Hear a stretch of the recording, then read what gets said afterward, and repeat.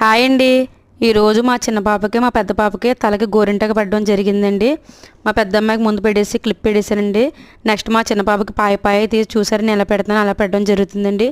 మీరు కూడా పెద్దోళ్ళకే కాదు చిన్నపిల్లలకే కాదు 6 సంవత్సరాల పిల్లల నుంచి ఇలా పెట్టుకోవడం వల్ల చాలా మంచిదండి. తలకి హీట్ ఉన్నా చుండ్రున్నా ఏదన్నా ఉన్నా పోతాయండి. చిన్న చిన్న ఏమైనా ఉన్నా సరే పేలు కూడా పోతాయండి దీనివల్ల.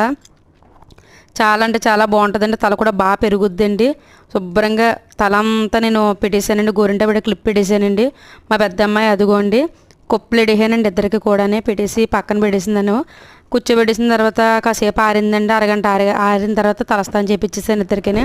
అదిగోండి తలస్నానం చేసిన తర్వాత తల అదిగోండి చక్కగా బాగా వచ్చిందండి. కానీ ఎక్కువసేపు కానీ తలక్కని ఉంటే ఎక్కువ వాటర్ పడద్దండి. ఎండిపోకూడదండి. జస్ట్ కొంచెం ఆరి ఆ చెమ్మంతా తలకే హెయిర్కి అంతా పడితే సరిపోదండి. ఆ గోరింటాకులు అన్నీ కూడా కల్తీ లేకుండా ఉన్నది గోరింటాకు ఒకటేనండి.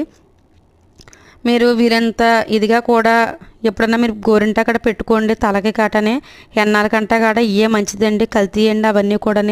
అలాంటి బదులు వీలు ఉంటే కనుక దీన్నే ట్రై చేయండి. గోరింటాకుని ఎప్పుడూ కూడా చిన్న హెయిర్ స్టైల్ సింపుల్ ఉన్న హెయిర్ స్టైల్ మా పాపకి వేస్తానండి. మా పెద్ద పాపకి వేసి పక్కన పెట్టానండి. మా చిన్న పాపకి వేస్తానండి. సమ్మర్లో ఇలాంటివి కూడా తలకి రాయండి. మెంతులు గడ రాయండి.